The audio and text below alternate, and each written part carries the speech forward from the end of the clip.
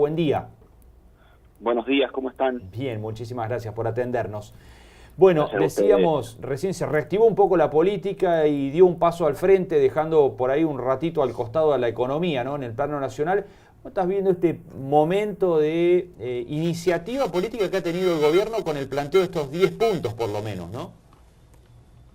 Sí, el objetivo claramente del gobierno era básicamente, como vos decís, recuperar la iniciativa política después de una larga crisis que empezó hace un año y de los últimos días donde recrudeció con, datos adversos de todos los indicadores, fundamentalmente dólar, inflación, desempleo y las fuertes presiones que sufrió y sufre el presidente y su entorno más cercano, concretamente Marcos Peña, para que el presidente desista de su candidatura a la reelección y pueda ir María Eugenia Vidal, ¿no? Entonces, esta fue una manera de encontrar una salida a esas presiones por una parte y por otra, como vos decís, y por el mismo motivo, retomar la iniciativa política ante los embates de, no solo de realidad, sino de las presiones del propio Círculo Rojo, del propio sector de Wall Street, para que el presidente abandone su candidatura. Entonces, de esta forma, tratar de llegar al 22 de junio, que es cuando se inscriben las listas definitivas para las elecciones de fin de año, de la segunda mitad del año, ¿no? Es el fondo de esta cuestión, comprar tiempo. Claro. Y correr el eje de la discusión política mediática. Y después, los 10 puntos, quién no puede estar de acuerdo con construir un consenso, y donde empiezan las críticas por el lado de, ¿por qué no lo hicieron al principio? Esconde otros intereses, etcétera, etcétera. Pero en realidad es una cuestión estrictamente electoral para ganar la agenda y, insisto, como vos decís, recuperar la iniciativa política, que en política es una cuestión de sensaciones y la iniciativa es fundamental justamente para imponer la agenda y lograr objetivos, ¿no? Además tira la pelota para el otro lado, ¿no? Con esto, Claro. el que no se sume a los 10 puntos va a quedar cuestionado por eso, el que se sume por allí empieza a compartir algún costo también, ¿no? Claro, exactamente, esa es la previsión importante porque en alguna medida el abrazo del oso, quien no se sume, seguramente Cristina Kirchner no se sumará,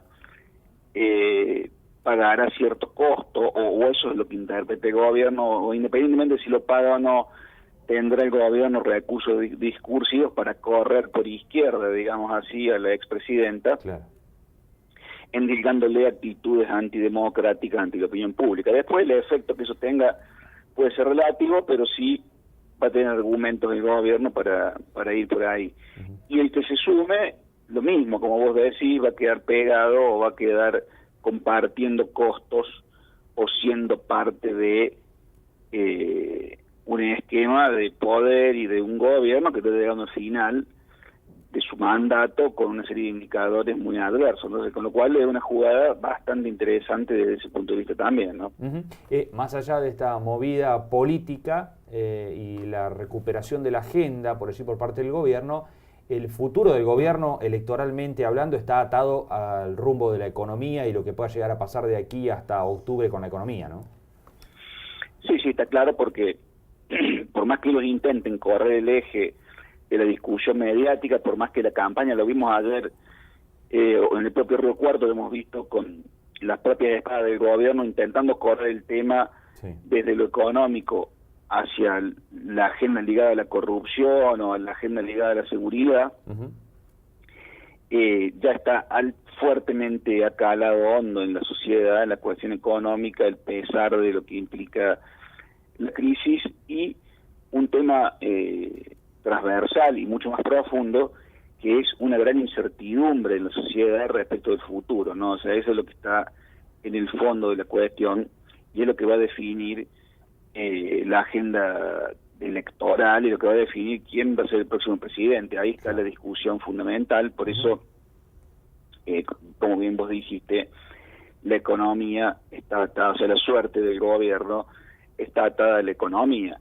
Y ahí, otro dato importante de la semana que le permite recuperar esta iniciativa también es el propio Fondo Monetario Internacional, violando sus estatutos y su ideología de base, va a permitir al gobierno jugar con las reservas del central para contener el dólar, porque en última instancia lo sabes que en Argentina la economía está atada al valor del dólar, sí, y la suerte del gobierno está atada al valor del dólar, lo cual te da a las claras el apoyo geopolítico que tiene el gobierno de parte de Estados Unidos y el temor que el propio Estados Unidos y ciertos sectores del Círculo Rojo tienen respecto del regreso probable de Cristina, ¿no? Claro, claro.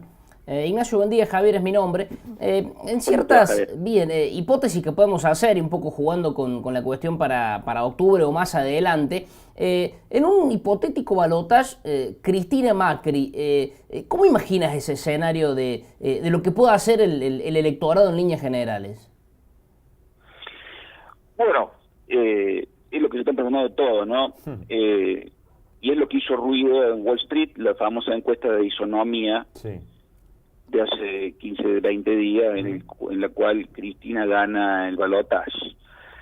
Todas las encuestas serias, si bien hay un margen alto de indecisos, en torno al 20%, no es menor, y no es fácil proyectarlos a tantos meses de las elecciones, aunque hay ejercicios que lo hacen, según la mayoría de las encuestas más o menos serias, gana Cristina el balotaje. Y algunos se animan a aventurar de que gana Cristina en primera vuelta. Y otros, bueno, pero todos, por el nivel de indecisos y por los márgenes de balotaje, todos los que analizan los estudios de opinión también le siguen dando chances al gobierno en consideración de la estrategia del gobierno sostenida por Durán Barba y Marcos Peña de que solo hay una chance para el gobierno en la polarización con Cristina, con lo cual, o sea, es un escenario excluyente, ¿no? Que haya polarización, que los candidatos sean anti de Cristina, y ambos se juegan en esa posibilidad la victoria, con lo cual estamos pendientes de ese razonamiento que es el mismo de ambos lados del mostrador, no hay margen para terceras posiciones desde esa mirada.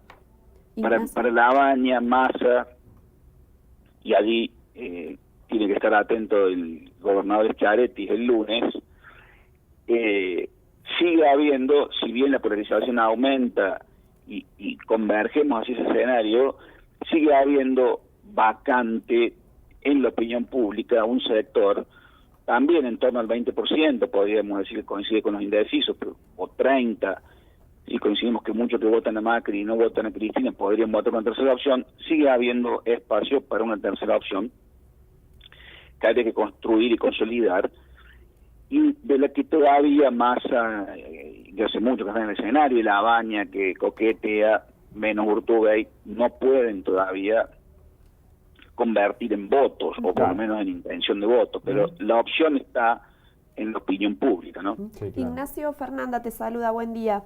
¿Cómo estás? Bien. ¿Crees que hay alguna intención de la Casa Rosada de llamar al diálogo a Cristina justamente para que diga que no y esta polarización sea aún más profunda? ¿O hay alguna chance de que Cristina vaya al diálogo? Yo creo que, creo que tu pregunta no es la pregunta clave de ayer y de hoy, ¿no? O sea, yo creo que el gobierno lo hace para quedar bien gratis.